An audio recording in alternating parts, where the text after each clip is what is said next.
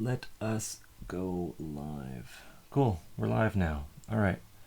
So, hold on.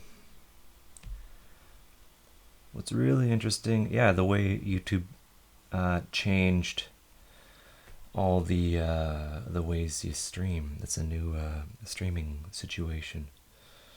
I found that to be interesting. So I was streaming, but no one was getting it because there's an entirely new system. Yeah, there's people here already, which is cool. AM, always early to the party, which I find interesting, and stuff like that. And can I actually? Yeah.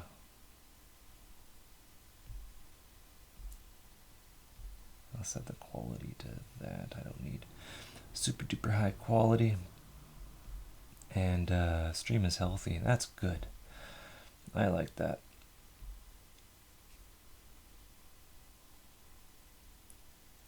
Real question is it showing up on my channel like before, or do I need to switch some things around? Oh, there's that guy talking. Oh, nice. We're live now. Sup, guys?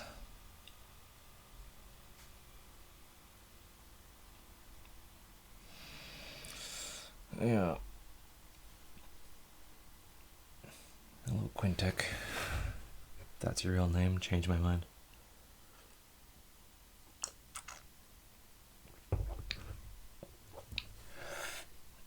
Make some music. I'm in the studio, but I mean, I could, but it's on the other computer. I'm trying to make things that make music.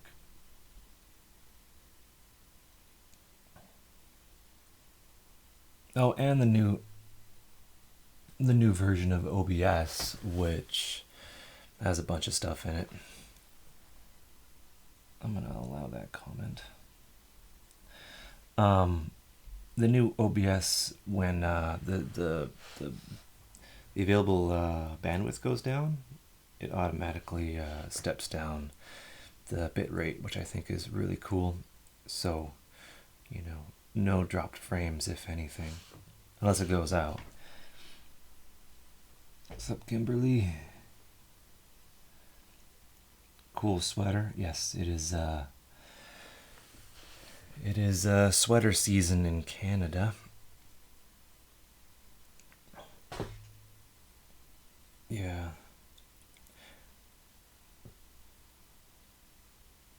First live stream you see live? Well, welcome. I don't do them nearly as often as I should, but yeah, probably should. You know, if anything, you know, I don't want it to be super boring, you know, for people.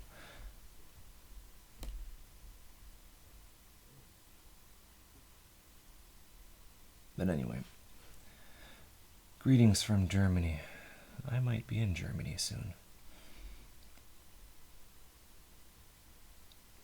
Anyway, been watching a few of your videos, and I gotta say, you're super knowledgeable when it comes to waveforms. Yeah, I dabble. I like waveforms.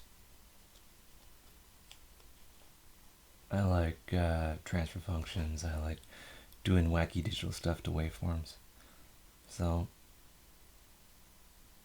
yeah, I mean, I guess, no, I wouldn't say I'm super knowledgeable. But, you know, waveforms are a hobby of mine. Look at this. This is in the frame. Whatever. Where am I located? Galliano Island.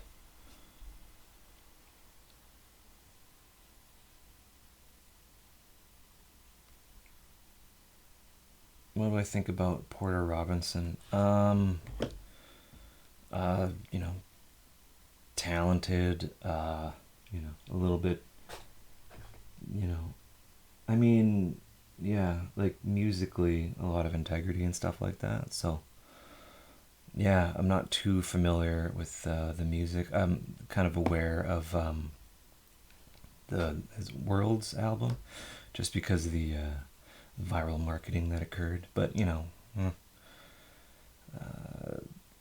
pretty. Cool. I'm not too familiar with that world. I'm a little bit closed off.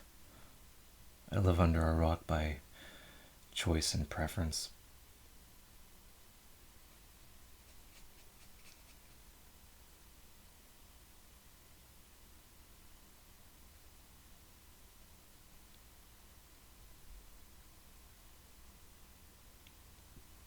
How many people are watching? 26 people. That's dope.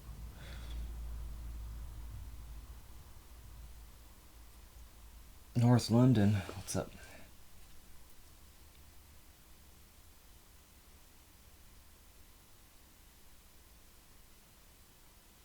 Would I ever consider switching to FL Studio? No. So the Cubase guys from back in the day, did they switch? Well, a lot of them did. Never mind. That argument fell flat.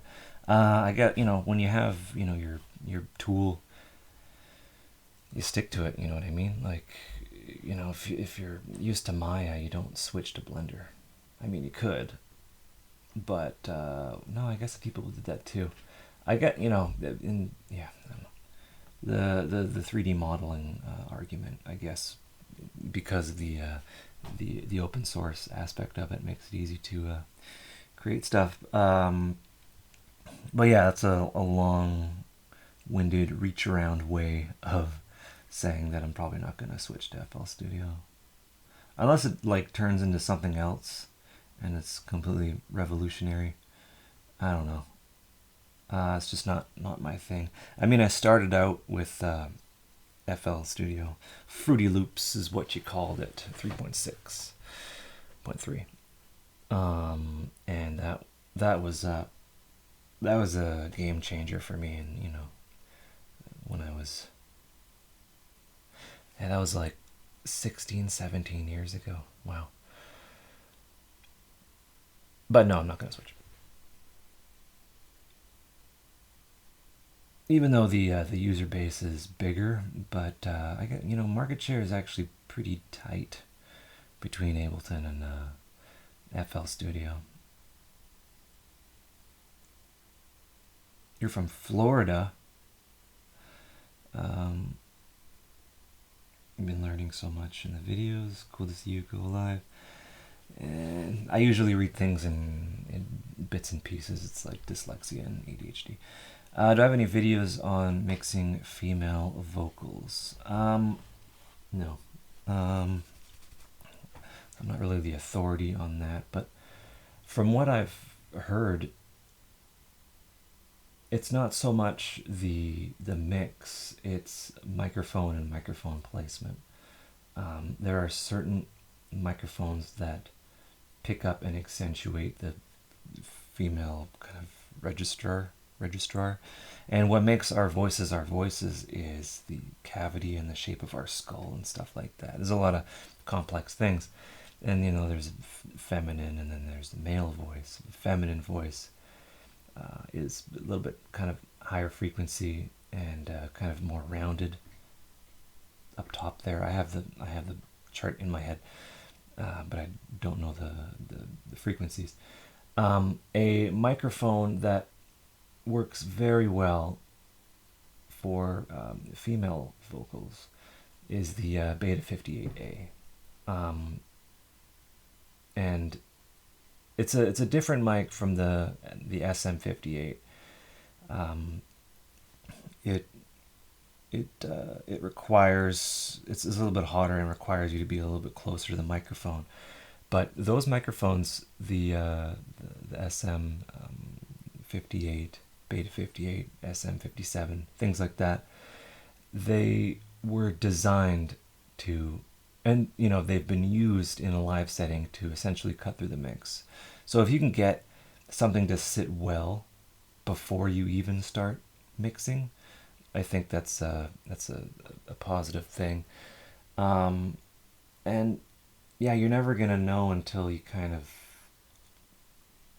figure it out. Like certain condensers are really good on like acoustic instruments, like acoustic guitars, but they're not that great on vocals because they will pick up that sibilance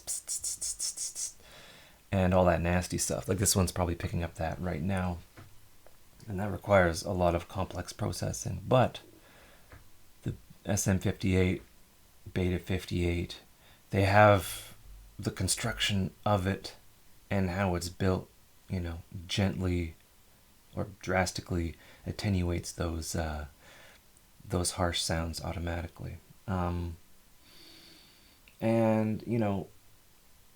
when you get up to the more kind of like esoteric microphones, well, not esoteric, they're esoteric to me, like tube microphones or ribbon microphones, those have a natural compression curve to them and a response that lends well. And when you're at that kind of configuration equipment wise, you just have what works. You have your microphone, and then you have your preamp, whatever works for you, and then you have your microphone signal chain, which would be just some gentle compression, because when you move to and from a mic, the sound goes down, and you kind of want to like step back and kind of belt, but you need a little bit of compression on there. So a lot of vocals, like pop vocals and stuff like that, they are recorded with compression already on them through multiple stages of microphone preamps and compressors and other processors. So yeah, but the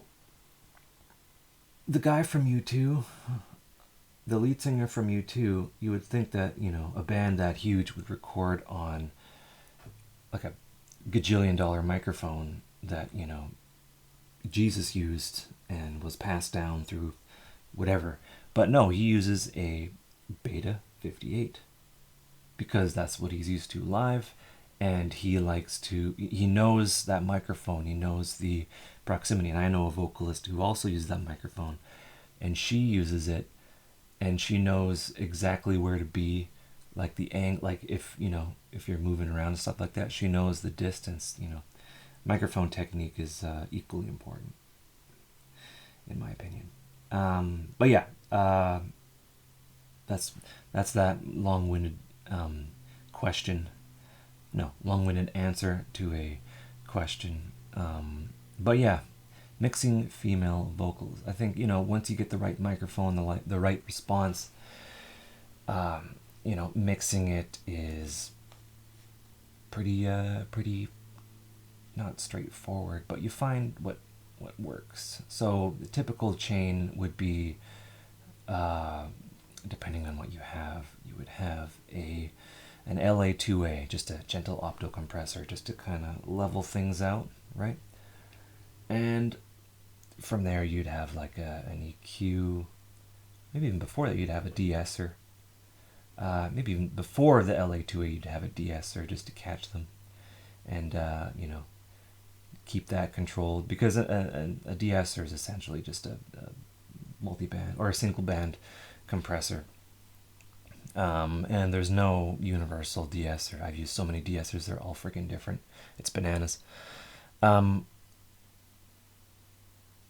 Yeah, just EQ and compression, the same as anything else. And if you really want to get into it, and you should, get into the automation, automating everything, drawing it in, accentuating accentuating things that need to be accentuated, having breaths in there, but kind of reducing the volume of breaths, and you're off to the races. How's the audio, by the way? Is it going out of sync?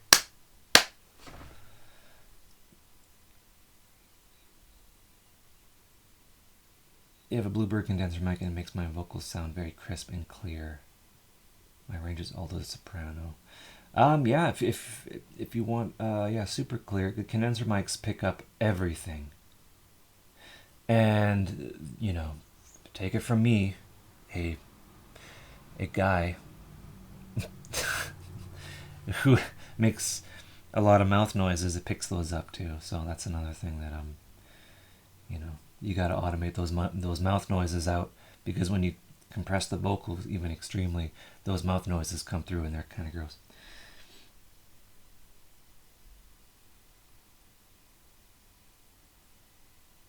Zoom H4n, I have one of those. Yeah. Yeah. Bono uses a Beta 58.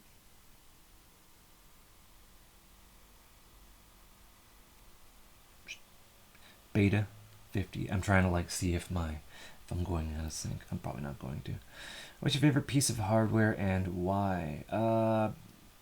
Virus Synths. 100%.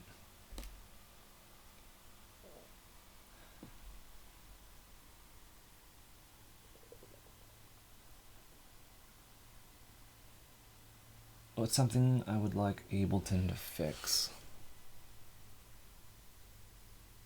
Oh man.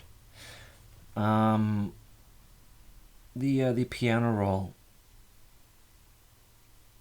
FL Studio's piano roll is pretty dope. If Ableton had something similar, that would be pretty amazing.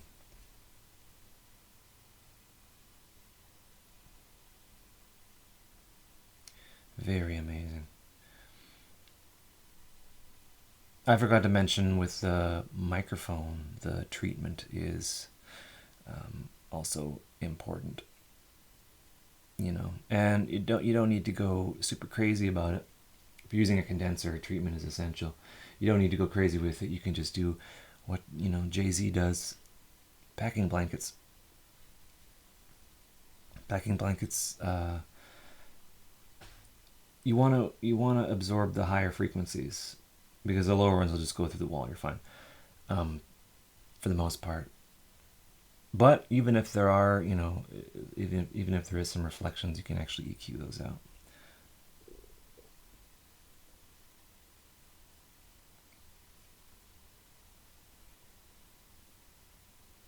I have a phone interview for an audiovisual tech job tomorrow. I'm kind of nervous.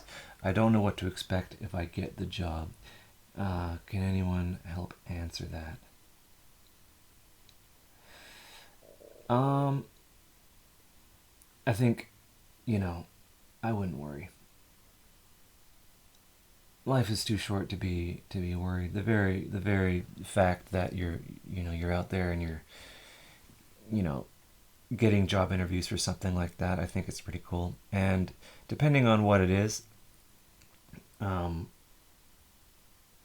if if you don't have a whole lot of experience and they want to hire you, and they want to kind of find out who will take it seriously. And the very idea that you are nervous is actually a positive. And if you express confidence and, this is what I want to do, I do all this stuff related to the field, I think they'll have you. Because, if they want someone to train and, do things, as a stage crew, they want someone that'll stick around and things like that. So just make yourself extinguish that concern that they may have, that you're going to work like 2 days and then quit or not be reliable, because you know millennials definitely don't have a good name in that regard. Just squash that concern, express that you want to do this. You do other things in the field. You have open availability, and yeah, just make yourself easy to hire, essentially.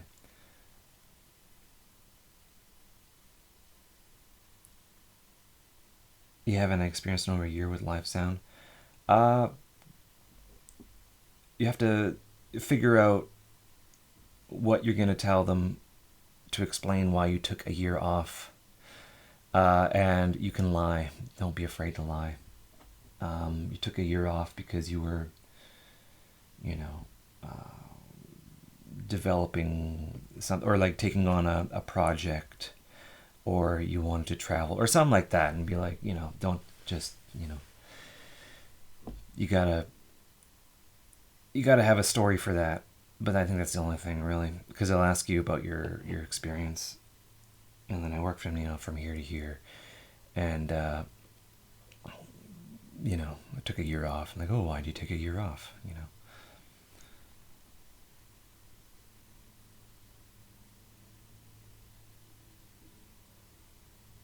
The Power Core Virus TI, that was a thing back in the day, and that got people pretty excited. But it is quite limited. I think it's like a Virus B equivalent.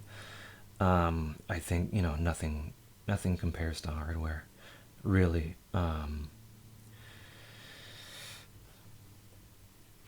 just saying that. Well, maybe I am just saying that because I'm a fanboy. But yeah.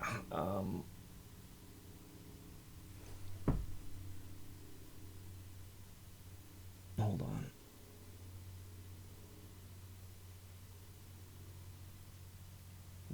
Don't say the figuring yourself out. Just the deuce. Like, say you did something that would have kept you busy. You know what I mean? Like professionally within the career. Just be like, oh, I um, I would say I took a year off because I wanted to get in the studio, and I did, and I recorded some bands and stuff like that. Something related, but then something that they wouldn't be able to kind of pinpoint. Be like, oh yeah, no, I took a year off to pursue this discipline, and something like that.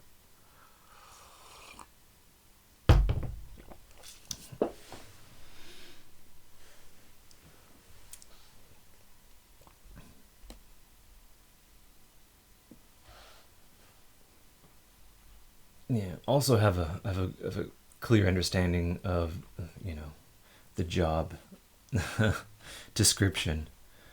You know.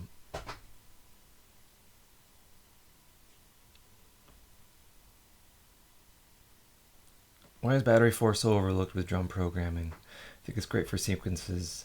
Uh, Plugins like that, where it kind of it relies on.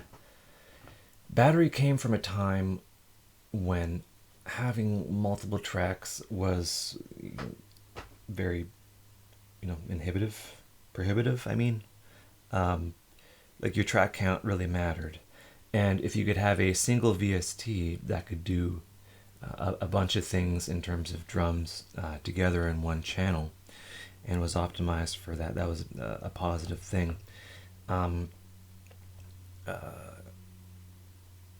DAWs, yeah, with sequences and stuff like that. So VST means Virtual Studio Technology, and Battery 4 is based off of a drum machine. Name your drum machine, but then updated in a virtual way, and that's essentially where those kind of things come from. And things like that have fallen out of favor because you have Ableton Drum Rack, and you can have effects per pad, routing per pad, and it's built into the DAW. But with Battery, you have to have like VST out and stuff like that. It's kind of a VST audio out, audio. It's kind of jumbly. Drag and drop is kind of finicky and things like that. And in my opinion, yeah, the effects need a little bit of an update. But if you I don't know, like, why does it get overlooked? I think because of that reason, just because there's alternative ways to go about doing things that are I guess the word is streamlined, and yeah, that's why.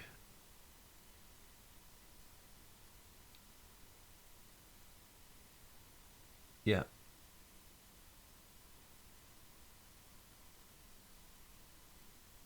Yeah, you had a few online projects with audio production, and you worked part. Yeah, there you go. Where do you see yourself in 5 years? What's your greatest weakness? I refuse to answer that question. Last job interview I went to, I don't know how long ago it was. Long enough ago. And I just said, I'm not going to answer that question. That is the stupidest question ever. Your greatest weakness? My greatest weakness is my inability to answer that question. And I'm not going to. Anyway. I guess I was and I still am a little bit of a guy.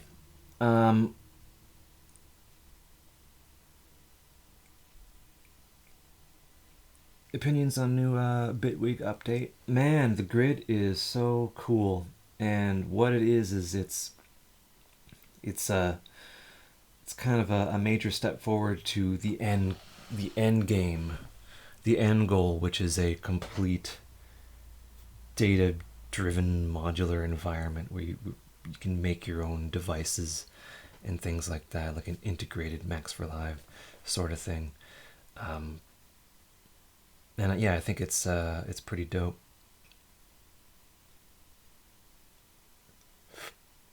Yeah, music theory is my greatest weakness too. I have a lot of weaknesses. Reason as a VST, that's a bold move. That's a bold move, but it's not that surprising because they were the first to offer a license-free way of DAW integration, right? With Reason Rewire, Reason Rewire, right? Not a lot of people remember that. It was kind of, kind of weird to get working, but actually, I'm not. It was weird for me back in the day to get working because I didn't know what I was doing. I'm sure it's very well put together, but not that surprising. They're kind of like the Volvo of the production world, and I think if they can, make it easier for people to use Reason, you're going to be able, I saw it coming. I actually saw it coming. I was like, with the new VST standard and 64-bit and stuff. There's no reason why it couldn't be integrated within another plugin and kind of forego the rewire. Because I think not a lot of people use rewire. I mean, it was super cool back in the day. You love the ability to see and use third-party VSTs in the grid.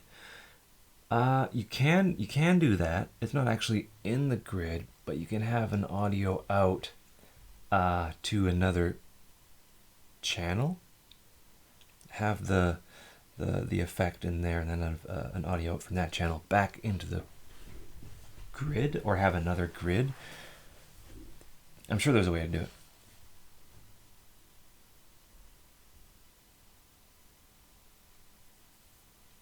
Does Reason always sound a bit plastic? It is. It is meant like the bare bones kind of, when you start off a track and you add in a sound, it's very plastic, and Reason allows you to start from square one and then process. A lot of the drum racks in Ableton, for example, have processing built into them in terms of their routing and stuff like that. So, it's like saying like 808 sounds plastic. It's supposed to, because that's the fundamental essence of the sound that you're looking for. You then do things to it in order to get some cool sounds going. Can I do a tutorial on Absinthe sometime, please? I would love to. Absinthe is one of those ones. It's just you know, a modern classic. You can get some weird stuff, and I remember using it back in the day, being like, "What the heck is this thing?" Um, yeah, I'd like to, but I want to do it kind of. I want to do it justice. I want to kind of quality over quantity these days, and yeah. Reason has me super turned off whenever I open it. The reason again, a lot of plugins and music software were meant to act like real studio equipment. So yeah, Reason was a lot of like, you know, virtual patch cables, right, from here to here to here to here, and you know, you'd have your mixer, and they were in a rack, and it was very familiar to producers. And now, you know, everything is kind of in the box, so that way has kind of faded for the most part. Um, you can make everything within a laptop or a computer with headphones, and you know, the the routing is automatically sorted for you every time you create a new track in Ableton. It goes to the master. You group things, it automatically takes all the things and then sends them to the, you know what I mean?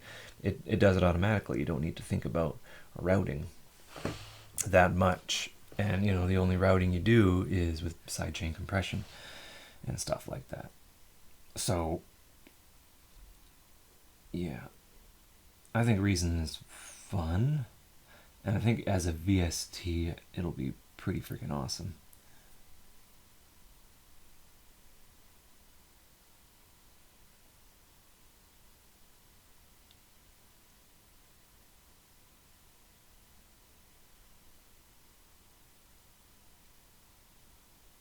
Uh, yeah, tuning sample. Yeah, you just tune them until they sound good to my ear. I don't have a tuning necessarily in my head.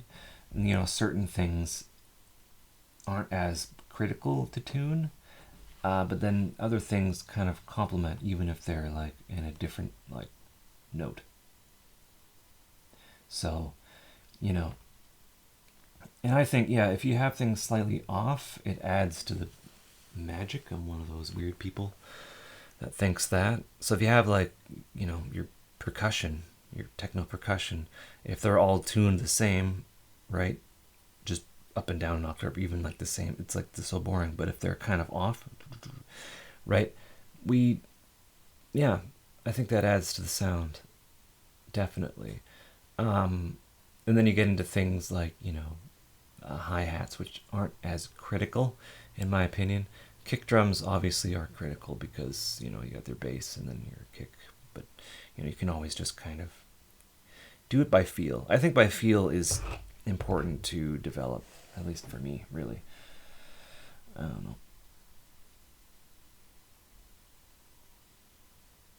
Yamaha HS8.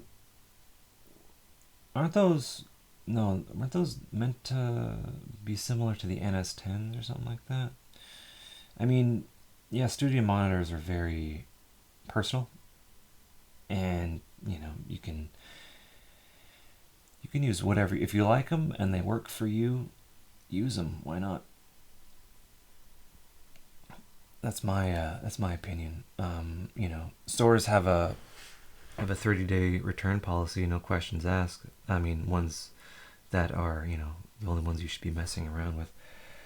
You know, buy some monitors if you have questions. Bring them in, use them, keep the box and all the packaging. And if they, you know, if they don't work, you can exchange them within 30 days and get another pair. And I'm sure they're happy to do that.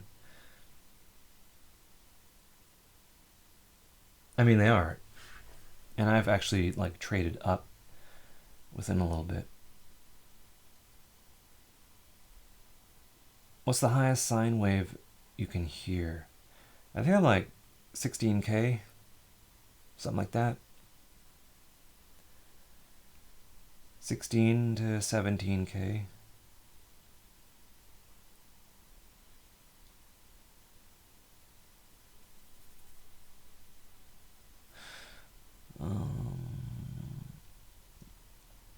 Yeah, Reason did start off with Rebirth. Rebirth was what was it, a dual 303 and an 808 and a 909, and different patterns, stuff like that. It was really cool because you had it in the like right in the box, which is awesome. You know what I found? I found something interesting. Hold on.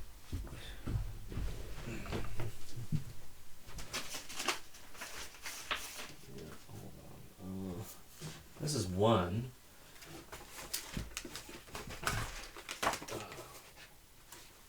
Okay. Okay, I have a magazine here, and it's entitled "America Wakes Up to the Next Big Thing." Can electronic music survive the mainstream hype? And this was super interesting for me, so I picked it up, and this was from the golden age, 2013. And yeah, there's a discussion about what's gonna happen because electronic music kind of exploded then. Am I right? And yeah, it's just a super interesting article, and yeah, it talks about that thing. And I totally lied. It's actually not from 2013. It's from March 1997. March 1997. They were talking about the influx of the popularity of electronic music, and it's so funny. It just kind of things just always repeat in the EDM world. Goes up, goes down, goes up, goes down. It loses popularity, then it comes back. It loses it, comes back, and yeah, it's just things kind of oscillate that way. I found that to be interesting. I'll talk about the next thing after I look at more questions. Can I explain resampling? I want you to make a kick from MIDI with two different drum machine kicks and record it in the audio track, and I don't know why. Is this something that you do a lot for kicks? Resampling is a way to quickly print like ideas down, and it's essentially like recording through like what the channel is playing. If that makes any sense. And you can do it on anything really, but if you have like a MIDI drums, MIDI, and you want to do something cool with it, you'll actually resample that to audio, and then as a transition you can have that kind of at the end as audio, and then like stutter it and then stretch it and do like cool transitions with that. So it's kind of moving it from a MIDI domain to an audio domain, so you can process it further, and you can have like a bandpass filter or whatever on there. Yeah.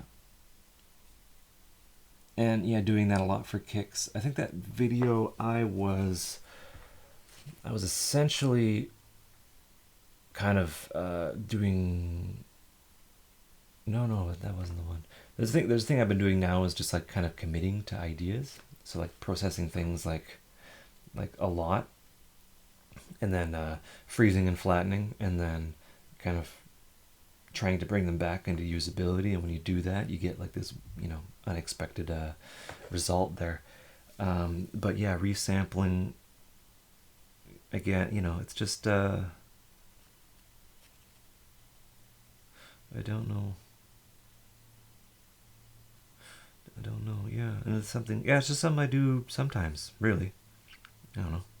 But resampling, it's good for say if you have something playing, it could be anything, you can actually like kind of resample some automation and record some automation with like filter sweeps and stuff like that, and then bring that in and do some weird stuff. Anyway, it's just another option. Essentially, resampling is record what's going on, and then if you have resampling, yeah, resampling is always set to the master. So resampling is, record what the DAW is outputting. I hope that answered that slightly.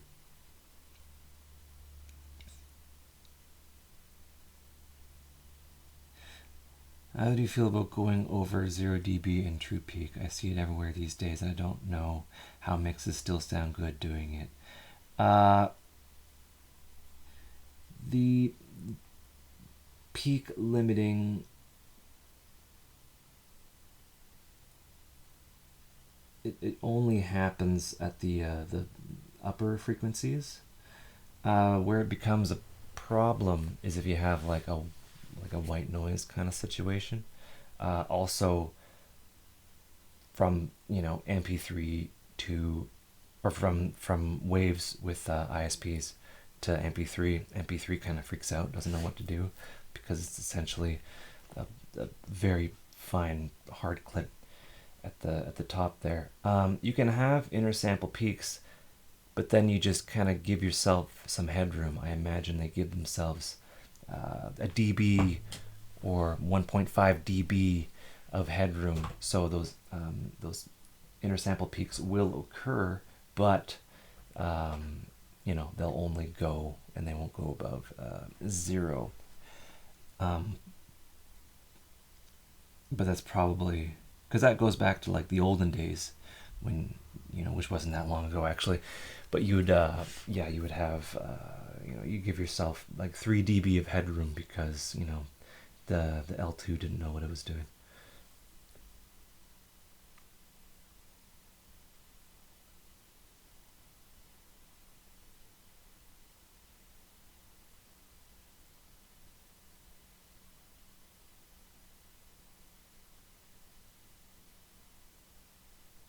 In the UK, almost every jungle or drum and bass tune was made, and still on the Amiga 500. Why has never been good emulation of that in regards to the jungle Ahmed sound? I don't know. That's not my field. I mean, has the Amiga been emulated? I'm sure it has. But in terms of the audio engine, I don't know. It's a good question. The audio, do I have one?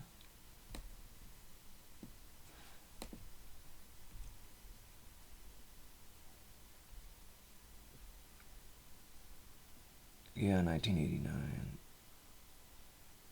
8 independent channels on the 4-channel sound chip. Nice.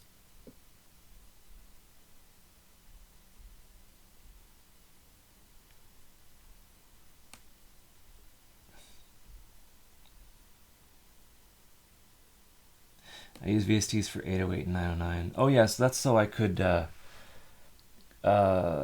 resampling is useful if you want to just kind of record a single sample from something like Dramazon, because to like freeze and flatten it, that would you'd have to freeze and flatten, or first you had to like copy the VST, freeze flatten the first one, and it's just a pain.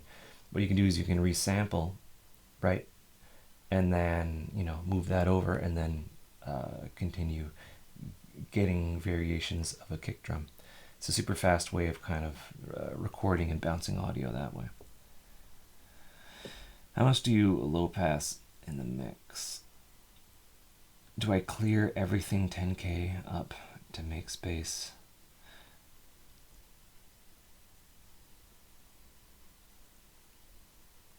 Oh, low pass. Yeah, so low pass everything. No, you don't. You shouldn't low pass everything. Are you talking about low pass things when you're mixing? or mastering, because or like on the master channel, it's typical for a gentle roll off on the top end, or even a brick wall ish. You know, you can deviate from our definition of brick wall at the top end, from like, you know, the stop band. It starts at like 16K or something like that. Typically, you wouldn't low pass. You would, if you want to make room for the hi hats, and say you have like a kick or something, you still want that kick to kind of poke through. But you know, hi hats as well, I would kind of, yeah, use a shelf or like a small like cue and like overlay and figure out things that way. It depends on like what you're doing. It's program dependent. Um, but yeah, low passing everything is kind of, you run into problems, because then you lose kind of clarity on things.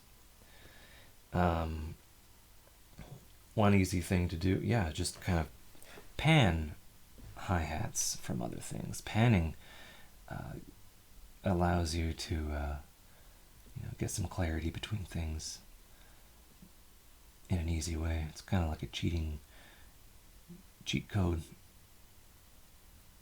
Oh, yeah. Why do I put multiple compressors and EQs on one track? Multiple compressors. There's two ways of doing that. So you have your series compression, which I think what you're talking about. Then you have your parallel compression.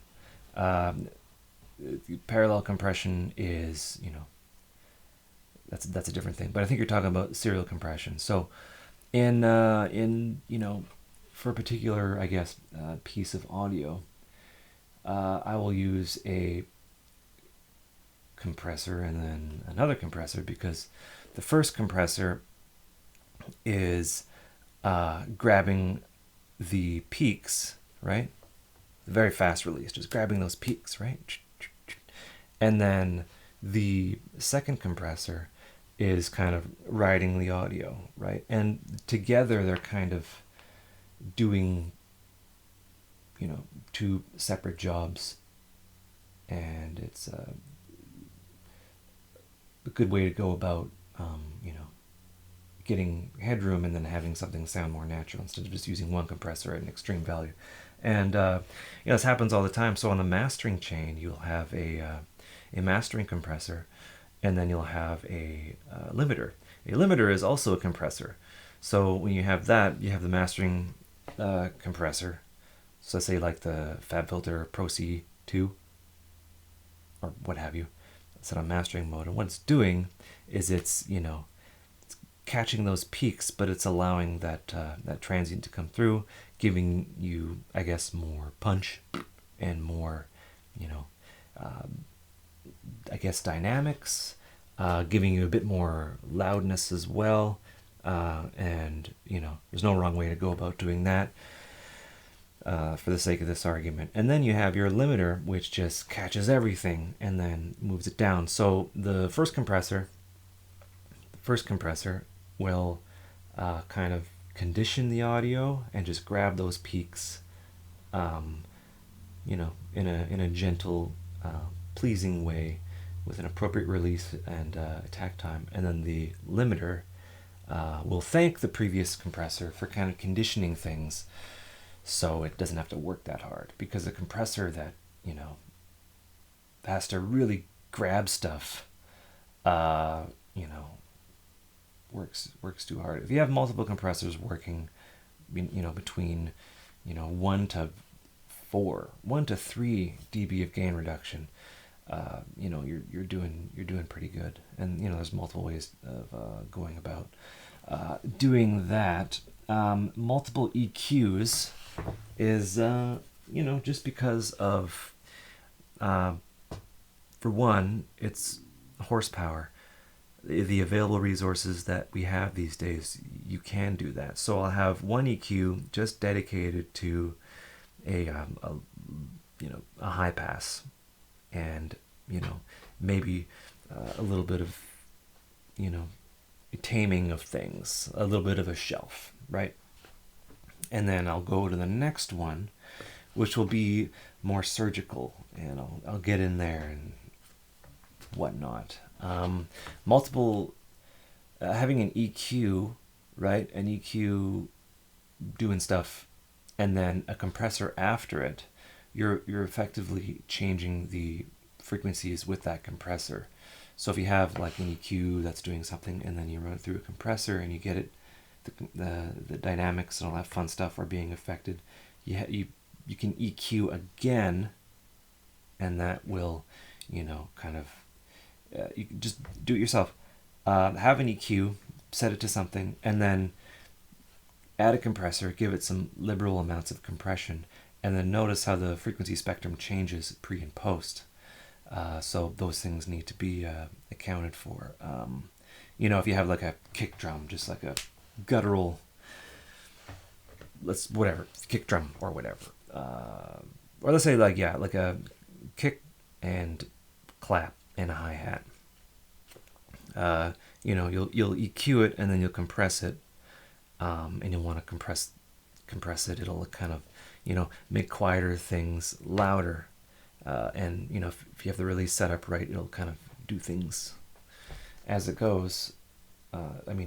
It'll compress the separate elements in a way that gives it continuity. This is called a bus compressor. And then you have your EQ, and you'll notice that your kick drum is a little bit loud in the mix, and your hi-hats might have a frequency that's right up there, and those need to be adjusted. That's essentially it.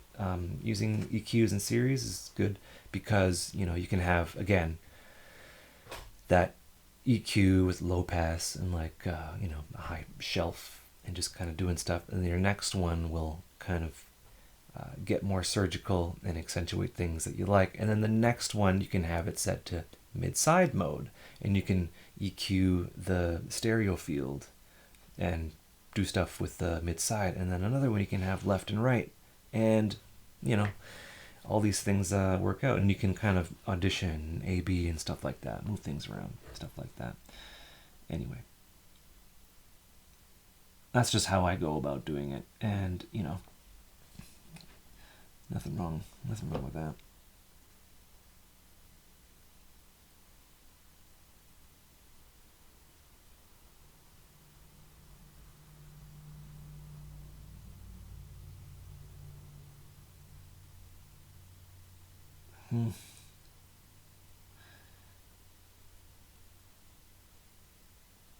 Oh man, okay. Do you have a lot of friends that make music? Yes. If so, how does that affect your music production? Can you make friends that make music and have the same taste in music as you? I don't know. Like, I guess you can, but I think it's good and fun. Like if you were like a painter, like a on canvas painter, an artist or whatever the hell. I'm not comparing myself or calling myself that, but it's just a good example. Would you just only want to hang out with people that make landscapes? I paint landscapes. Oh, I paint boats. I'm just gonna hang around with people that just paint boats. Um, no, that'd be kind of boring. I want to hang out with like the abstract art guy, or like the ultra realistic guy, or the person that only uses charcoal, or the the the person that illustrates comic books. You know what I mean? Like the variety is the spice of life, and like no one's gonna have the same taste in music as in terms of like production. I mean, that's just my world. You know what I mean? And if you hang out with people with different tastes and different production styles, it diversifies your ideas, and you make you get ideas, and you make better music, and it's just fun. You know what I mean? Like imagine, hanging out with a copy of yourself. It's not very fun. Rules of thumb for general arrangement. Um,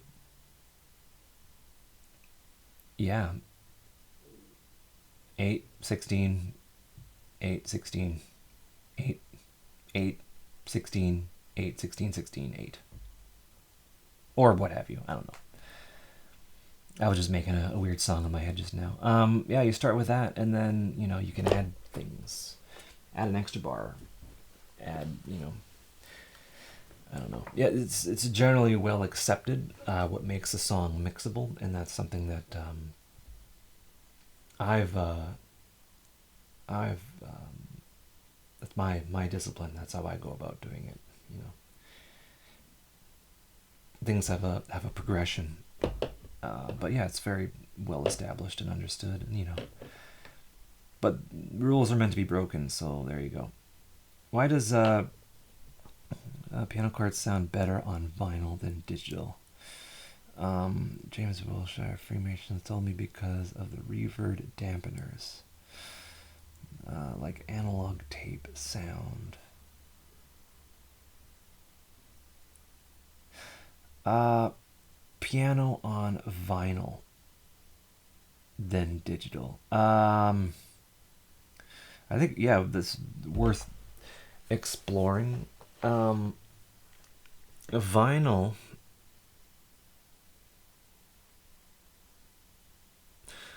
So yeah, we have to look at. We have to break it down like a scientist. So piano has a particular um, frequency content, and vinyl has a frequency response, we'll say. Um, and so there's a roll off there, definitely, and there's it's mastered in such a way. The needle, the ballistics movement of the needle, it's a physical thing, so that affects the sound as well. And then you get into like humidity and all that fun stuff that goes in crackle, hum, things like that. Um, yeah, I'm sure it does sound better, but there's always a way to emulate. And reverb dampeners, I'm not sure what that is. Um, Vinyl doesn't have a record player doesn't have a reverb on it, but I imagine that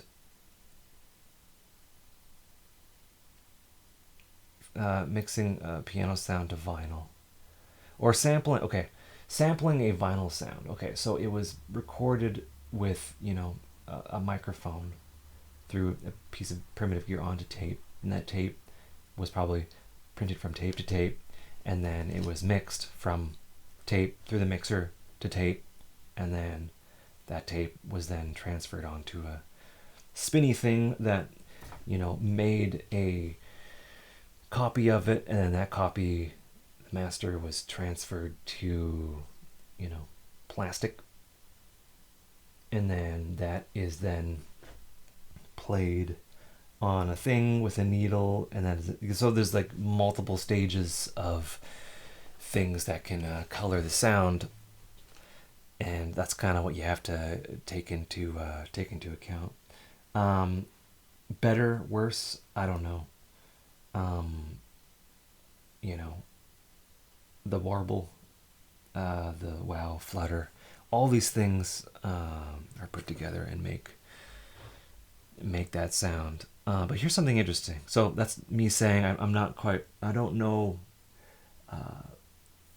much about that question. I mean, and then you sample from that record into a sampler, and if you did that back in the day, you wouldn't have much of a resolution, and there would be, filters there, and it's just like this constant thing of changing stuff. Um, but here's something interesting about pianos and the piano sounds that we hear. Or they say you sample a piano sound, or you want to record a piano sound, every piano has a very special note in it. And that note is special because the hammer striking the string and vibrating is the same frequency of the actual like cavity of the piano body, right? So you get like this really powerful like note, and that's what a lot of the digital piano sample based keyboard sampled was that note, because it's very rich, and then you could spread that up and down the octaves for the most part. Anyway, yeah, piano, vinyl. Yeah, vinyl certainly has its pluses and minuses. But yeah, anyway, and yeah. Maybe I didn't mention this. The actual needle on the vinyl adds a little bit of compression as well, or the transfer of energy is not 1-to-1. There's some effectiveness going on there. I don't freaking know.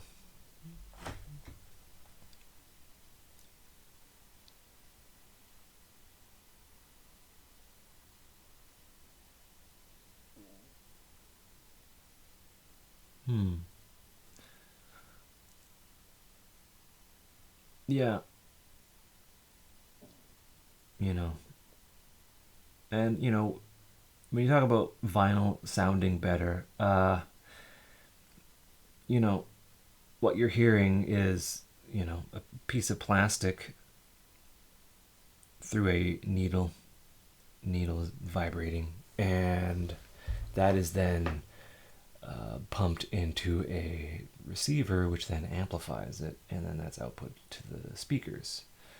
And a vintage, like things that are behind me, they actually color the sound, and there's EQ in them, and their speakers have a frequency response. So what you're essentially hearing is gentle saturation, compression, and EQ, and that's what you're hearing when it sounds better. Digital files played through a DAC that has been made in the last couple of years is essentially the word is transparent, and what you're hearing is a true reproduction of whatever piece of audio you're using. So if you take that into account, there's no magic in there. It's amplitude and frequency, and those are the two things with audio. Those are the only two things with audio. And if we can model that, we can make something kind of indistinguishable.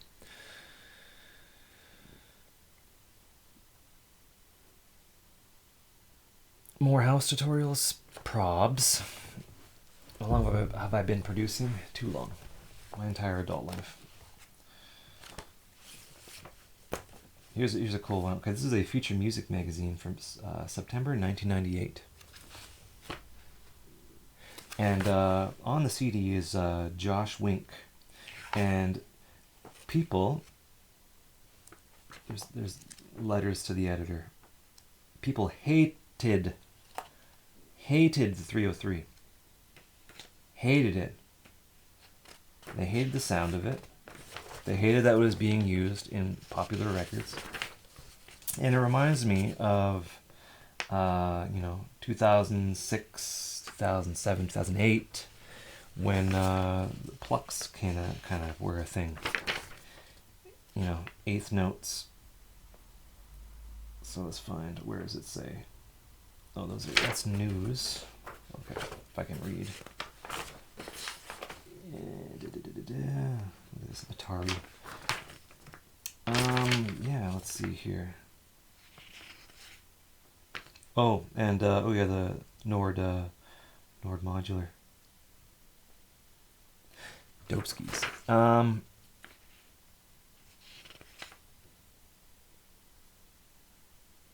Who's this guy? Oh yeah. Actually no. The editor. So yeah, following a year during which anti-303 sentiments were highly fashionable, judging by your readers' letters and Andy Jones, the previous editor, it's refreshing to see that some people simply don't give a damn about fashion. According to Hardfloor, the TB baseline craze is diminishing, and their comment on the state of affairs, it's a great opportunity for us to buy more. What legends? They don't care. Attitude commands more respect than I can express in words. Great mag, keep on trucking. I guess this was people said back then. It's 20 years ago. 20 years ago. Yeah, 20 years ago, people were mad that people were using a particular piece of equipment.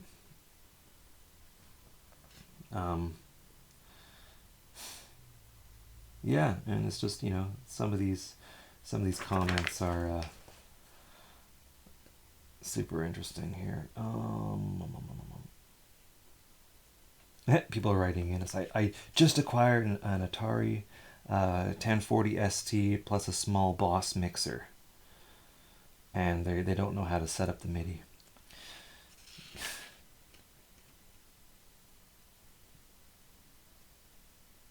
Oh, and there's a letter here. It's like, how come you've never interviewed or featured a trance producer? And yeah, give it 2 more years, Jimmy, and trance will be everywhere. Yeah, I imagine people hated trance. An MC505 for £1,000, dude. Yeah. Oh, and there's like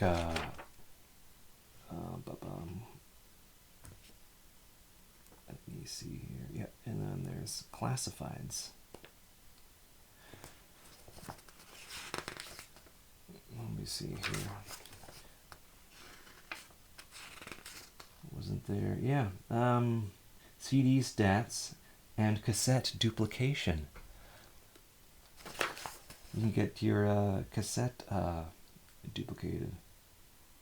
Oh, look, there's a SAE. I don't think they're in business anymore, are they? College of Audio Engineering. Man. A lot of CD copying. Dat to disc. 500 single CDs. £650. Not too bad. Yeah, I was kind of hoping there'd be like singles. Looking for singles people. Oh, and there's like equipment insurance too.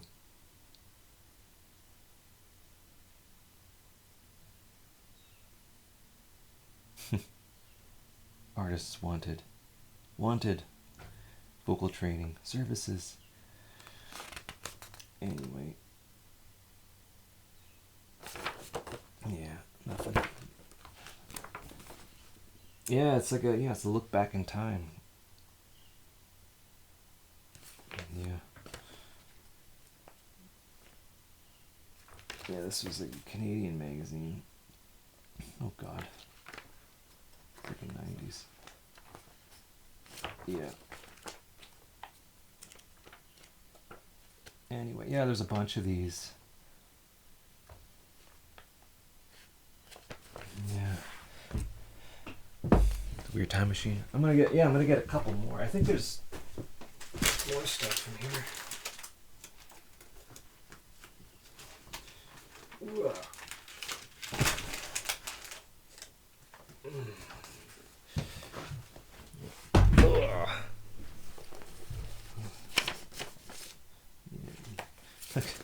Digital music.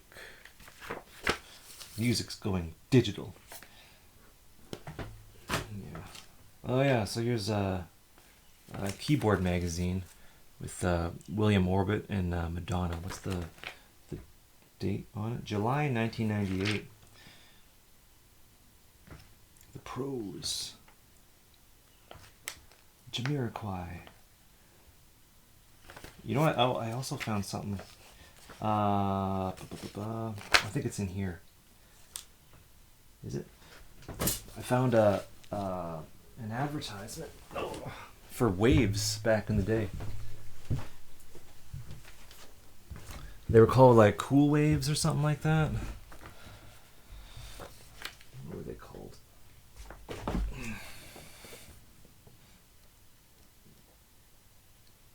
was on the right side. Yeah, one of the first VSTs. There it is. Easy Waves. Easy Waves. Okay. Easy Waves gives you a basic studio processing tools and effects.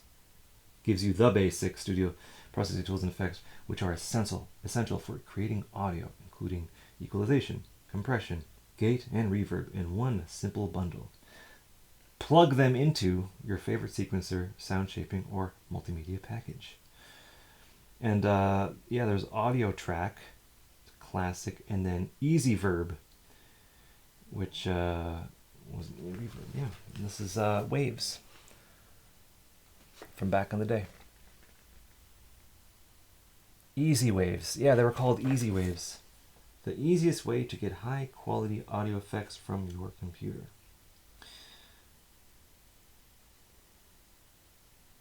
And this was 1998, which is pretty dope. What's up, CK? Always happy to see you.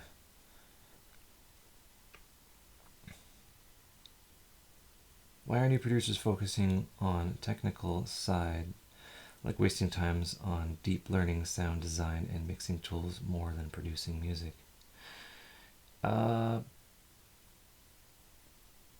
It's I don't know.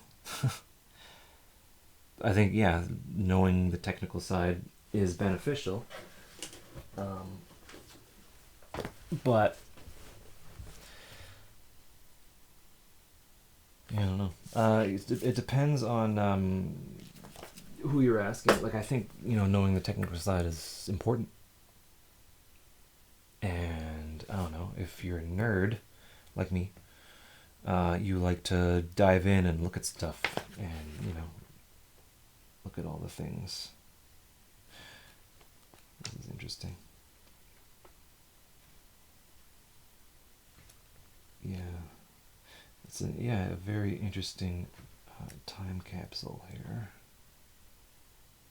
My goodness. Modern music magazines, they're hard to tell. I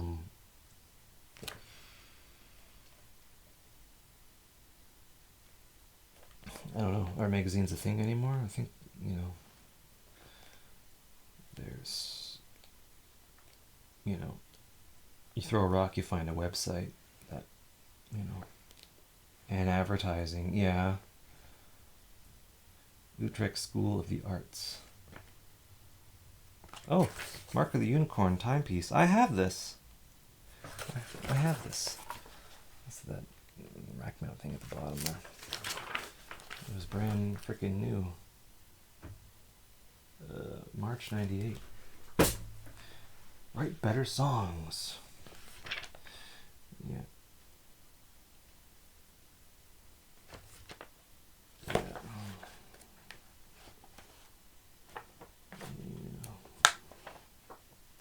Too good.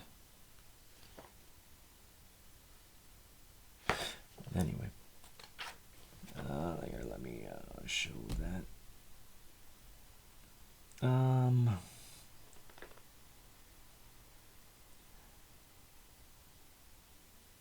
How can you express your feeling with music if you can't manipulate the sound as you want? You learn. It's kind of, it's not the feedback that you should be pursuing, and that's kind of the feedback that I was struggling with when I started out. I think the technical aspect of production and sound design, knowing the technical aspect of it is important. but you know, kind of being like, I want to make this sound and I can't make this sound. You should kind of start making a sound and then go where the sound leads you, and then you get a different excitement from that, and then you can shape it in a way that'll get you like, you know, 80 to 90% there, and happy accidents occur, and then you know you start making music.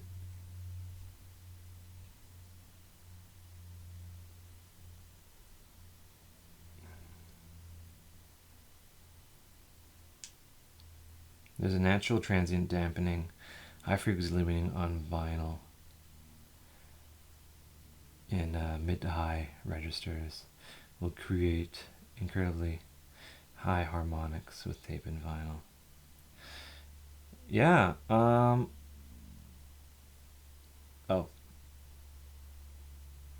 never mind.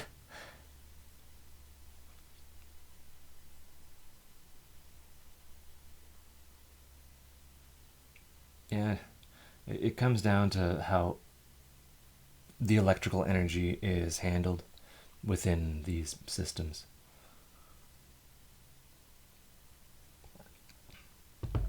You know, a needle can move easily, slowly, but if you ask it to move fast, it's going to be impeded doing that. So higher frequencies, yeah, are dampened more than lower ones. I mean, I'm not an expert.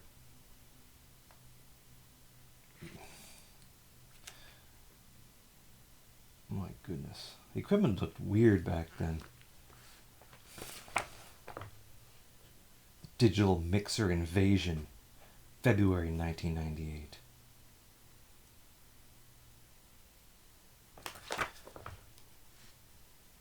Oh, I got catalogs, keyboard magazine. Anyway, recording magazine.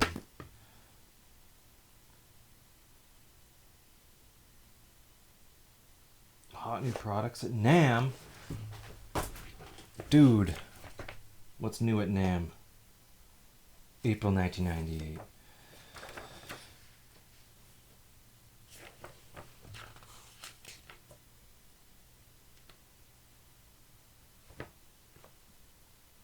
Interesting.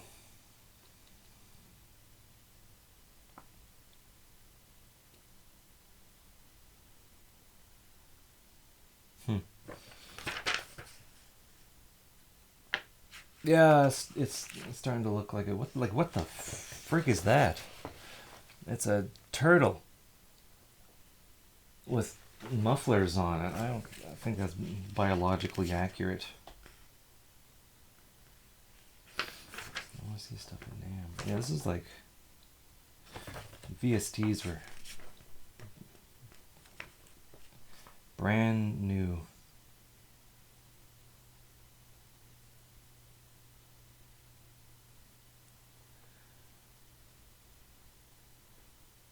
Yeah. So in this letter,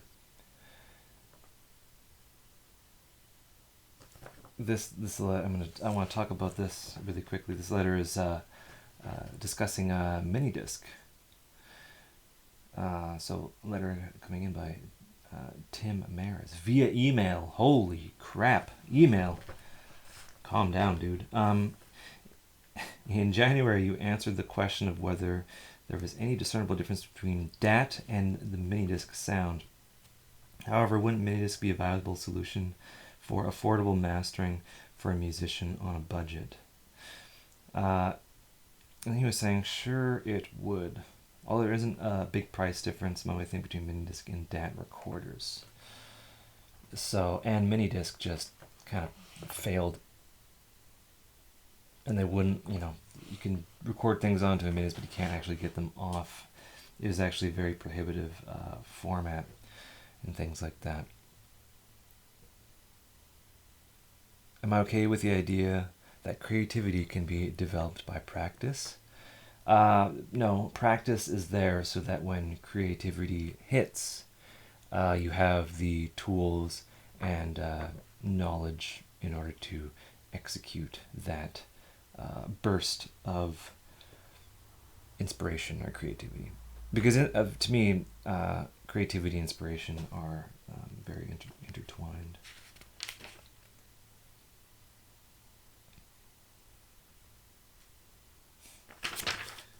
Yeah. I just want to look at this thing. This is dope.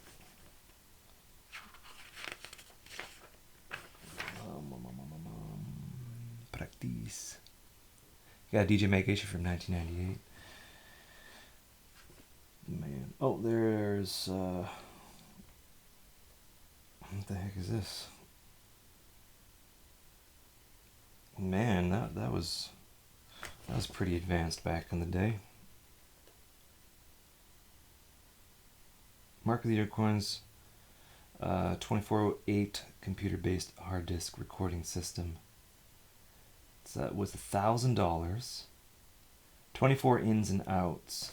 So how much was $1,000 in 1998? 1,000 US dollars. 1998. No. 1,000.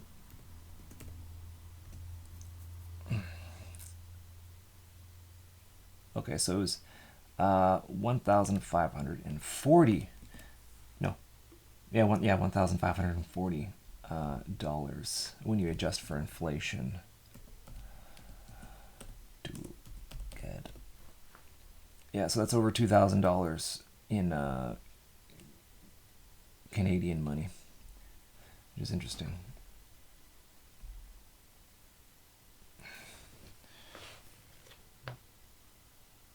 What was it? Yeah, and yeah. 24 ins and outs. Craziness.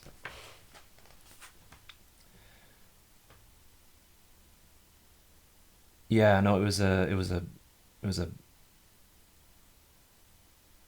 what's that word? Something acoustic. It was a psychoacoustic compression, but it could record lossless as well. How did I get these? I just found them. Estate sale. Right? You know, no shortage of ideas, right? And it's cool to kind of look back, and history always kind of repeats itself. They had mini disc DJ Den Index in early 2000. That's a good format. I mean, just because CD scratchy, but mini disc is protected. Mini disc players would have like a minute buffer. So there's that.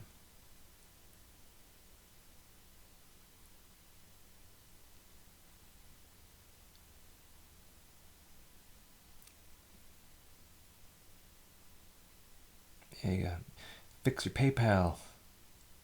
Yeah, I have a little bit of a members only feed, and that's just where all the personal stuff and other videos are going to be. It's $1 a month.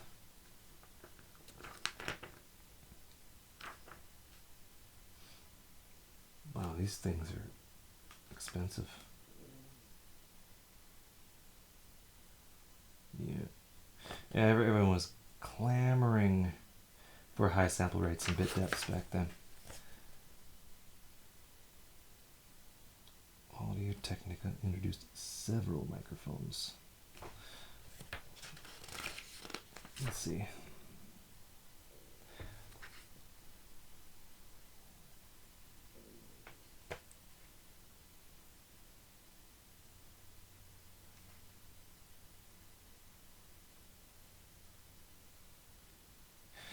Yeah, I have a bunch of tracks on mini disc that I made back in the day.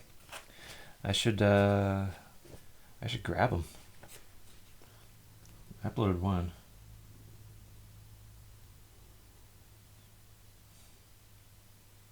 I mean, how many... Yeah, how many megabytes are on a mini disk? I mean, you could use them for long-term, but no, they're like comparable to... Well, let me see. Oops.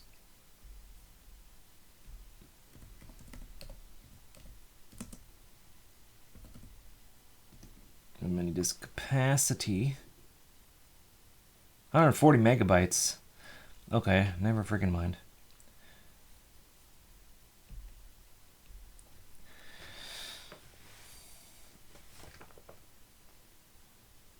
Oh, and then Cakewalk released a DAW. Rest in peace. Mixing and mastering of noise tracks. That is, that's a deep video. I don't think I'd be able to do it justice, but yeah, maybe. Pro Tools.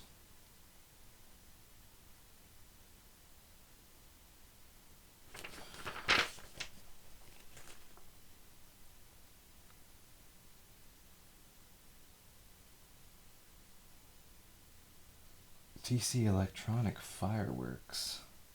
So interesting, all these like new things came out. Janelec. Whoa.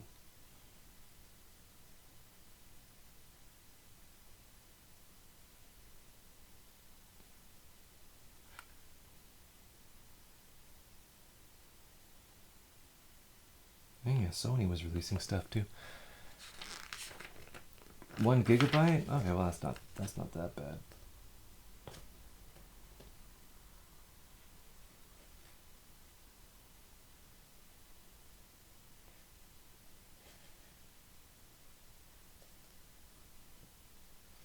Anyway, feel the heat. So weird. Yeah. Yeah, digital mixers were a thing. One of my dream monitors. Ah, jeez.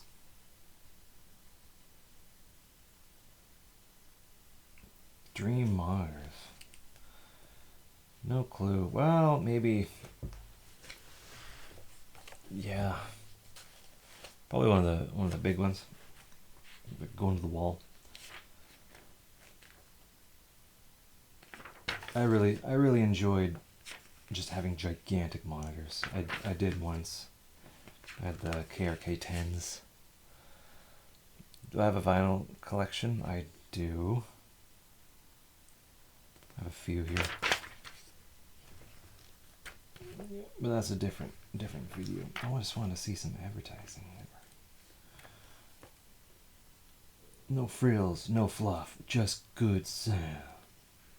Enough said. It's freaking late 90s attitude. Yeah. Like all these companies that don't exist anymore. Anyway.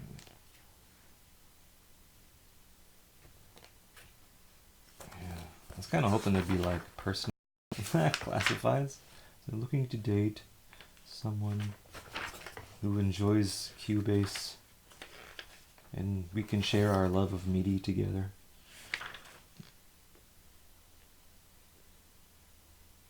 Okay, I'm getting distracted here. Yeah. Anyway, I did have a pair of Tech 12s, but I sold them because I had to choose between that and food.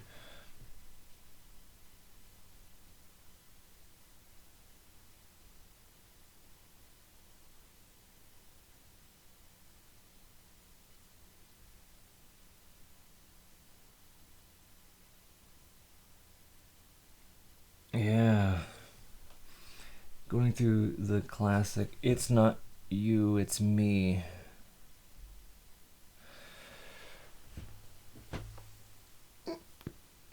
I don't know. I haven't had a whole lot of those in my life. But I would just kind of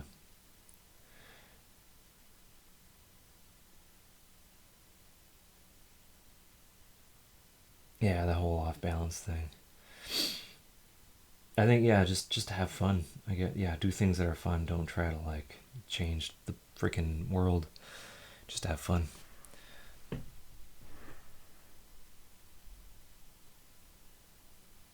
Oh, you know what I have in frame?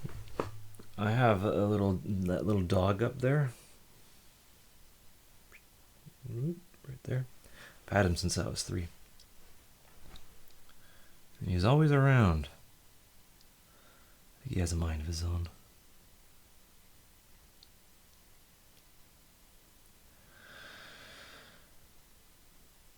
Anyway, this has been a fun stream. Oh.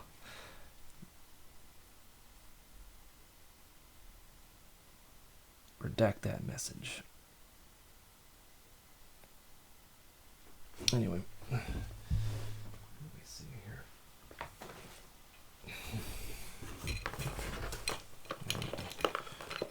Could plunk this into this guy here. You know what? I thought my table was too big when I bought it, but it's I need another table.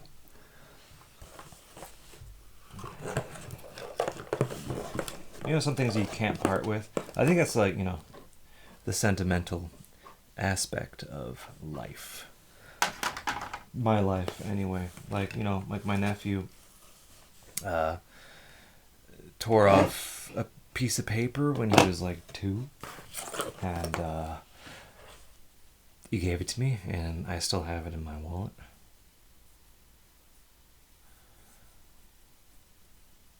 Yeah.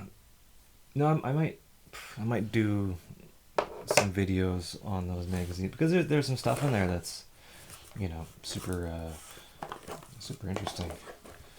You know, the same things are being talked about today, just I guess an equivalent. You know, it's like the 303 was like kind of fashionable, and then it's not, right? And then you can compare that to, you know, talking bass and Plux and super saw. There's always something that someone's gonna be like, you shouldn't do that, right? I'm probably one of those people. I can be. Sometimes I'm not saying that I'm, you know, above that method of thinking, but you know, I don't know.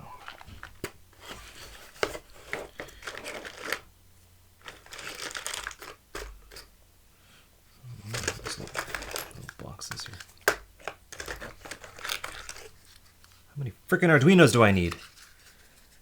Into recycling. I missed, but it's okay. Yeah, I need to modify a board. Yeah. Okay. Yeah. Thanks for watching, guys. Thanks for chillaxing with me. I appreciate that. It's always fun. Always fun to hang out. You know, I haven't done a whole lot of videos lately, but I'm planning some ideas, and I've just been so freaking busy with all this fun stuff here.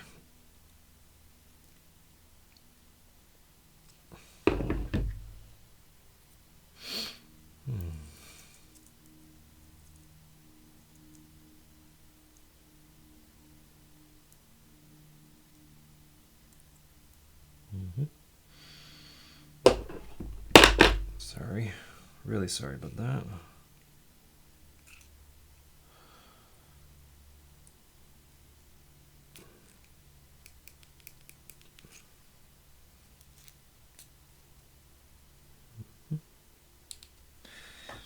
Yeah.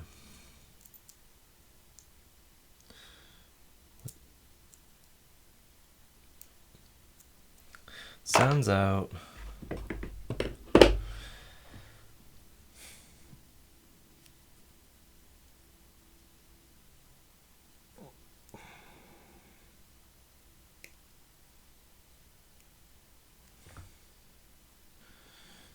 it's really not fun not having working hands.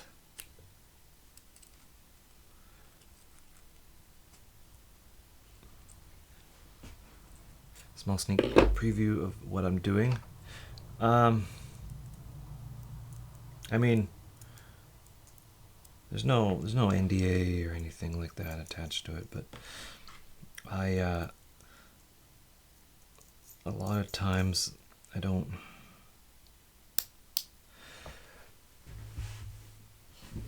like to. This is gonna sound so freaking pretentious. I don't like to, like, when I'm building something, I don't like to tell anyone or show anyone anything until it's done. And I'll be like, "Hey, look at what I made." But it's it is an electronic project. It involves modular stuff, and it involves another passion of mine, which is electronics. And yeah, it's something I've always wanted to do, and YOLO, and that's what I'm doing here. But in terms of a sneak preview, yeah, I will.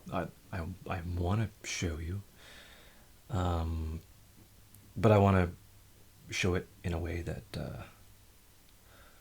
you know, can be educational, I guess. I don't freaking know. But yeah, it's kind of like a self-imposed vow of secrecy. But it's it's not that hard to figure out and speculate and stuff like that.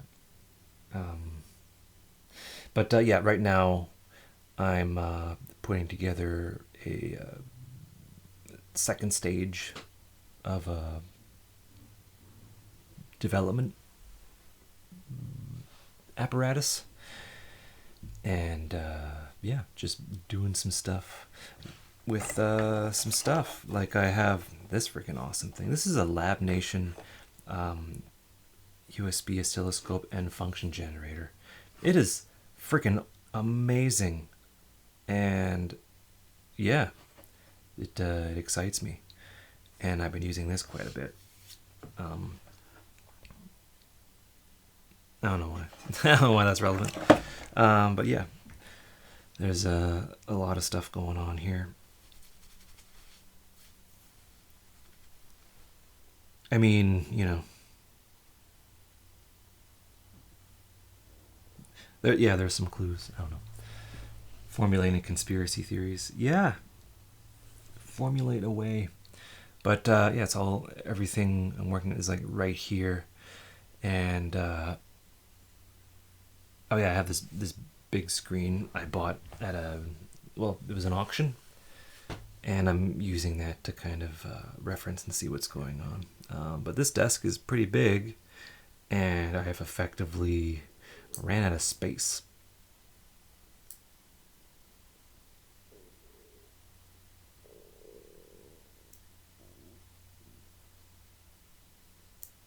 You're watching South Park while watching this. Now I feel badass. Yeah. Yeah, but maybe I can do some stuff. I got these cool things. These are breakout boards that I've been playing around with. And this would be a Class D amplifier, and this would be just a regular amplifier, and kind of exploring that in terms of the difference in feasibility. Some people say Class D is kind of BS, but these are cool development boards from SparkFun, and the other one's Adafruit. So these are pretty cool, right? These like very inexpensively ordered, and yeah, I just plugging them in and kind of analyzing stuff.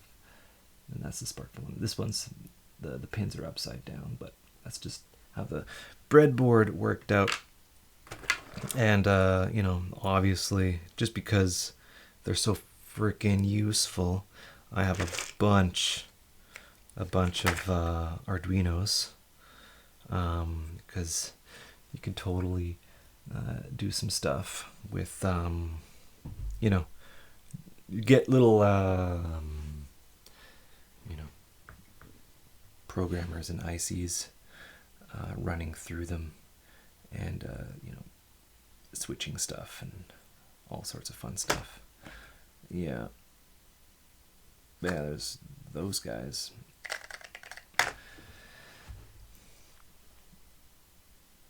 I have stuff all over the place.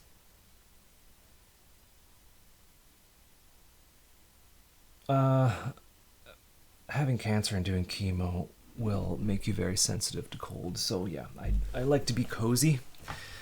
Like right now, my feet are cold and they're a little bit wet, so I might go warm them up somewhere. But yeah, very very uncomfortable.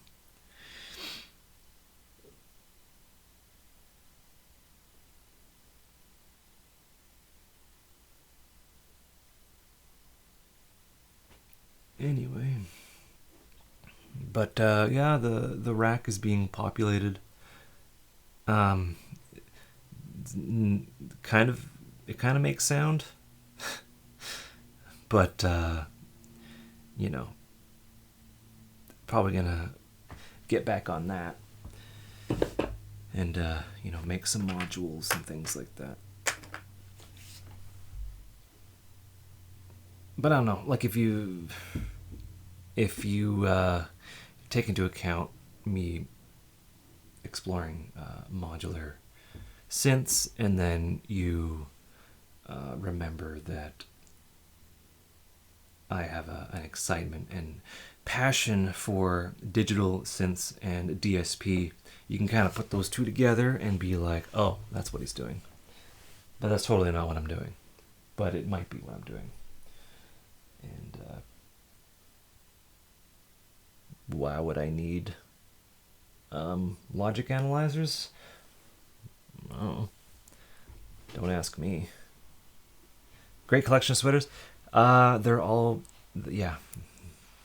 I'm very lucky to have a sweater provider that I appreciate, and yeah, she hooks me up with all the sweaters.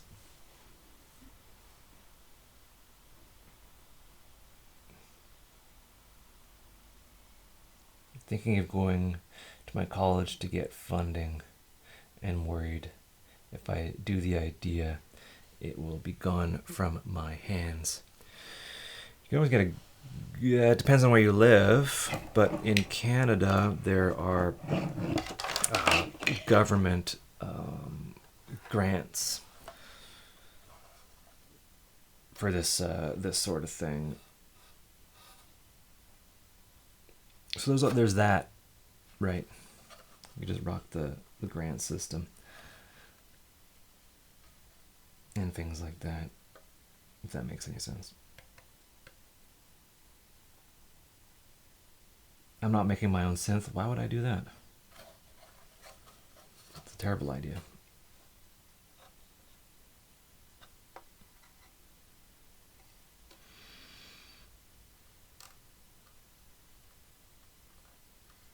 What do I think about ghost producers and the DJs who get ghost produced?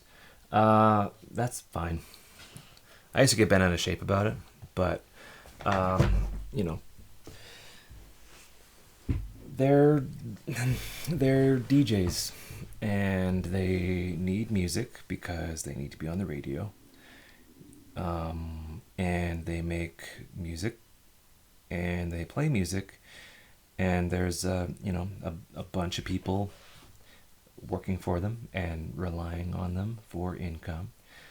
So the investment of however much it is to get a track ghost produced, there's a massive return of investment, and yeah, that's essentially what happens. think of it as two entirely different worlds, right? And you can easily see that, for the most part, you know, yeah. Like if you use Ghost, just be honest about it and be like, no, I'm not a producer. I just have an image and a brand, and I build that brand, and that's what I do, right? Anyway.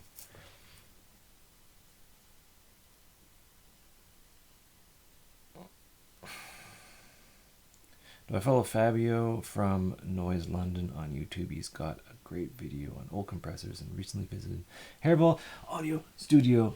Also, Ned Rush has a good channel on Sense. I think maybe I've seen that video. I'm not sure. Arizona.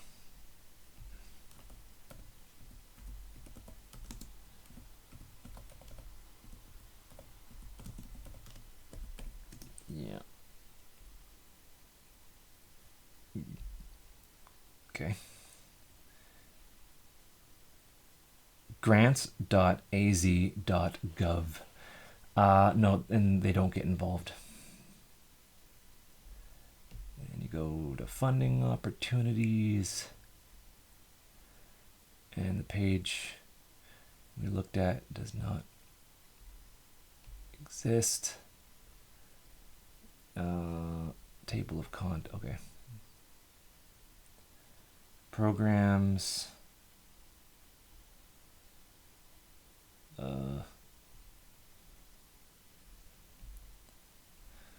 Okay.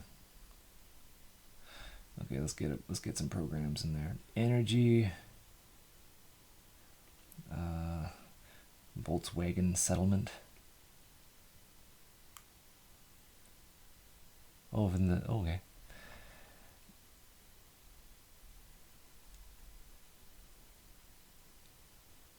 Energy planning, energy education, energy efficiency, and alternative fuel. Okay. And then public safety. Okay, so no grants there. I don't know how it works in the States. So it might be a federal grant.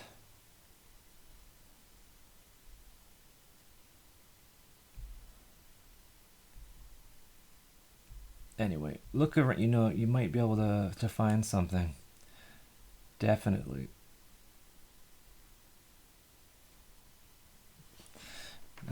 Would you like to stream video games?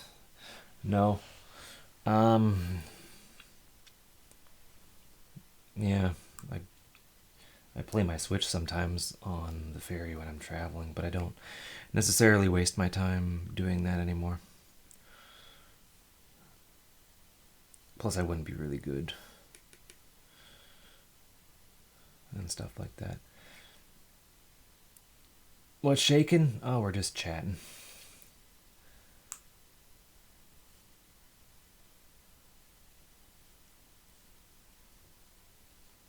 Anyway, I think I'm going to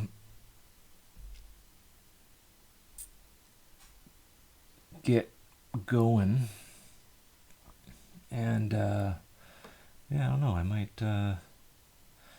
do some other stuff. Yeah, I just wanted to chill and hang out with you. So thanks for watching. Holy crap. I do appreciate these things. And maybe I'll have I don't know. I could maybe set up like an overhead thing and go over what I'm doing. I don't know. It all depends on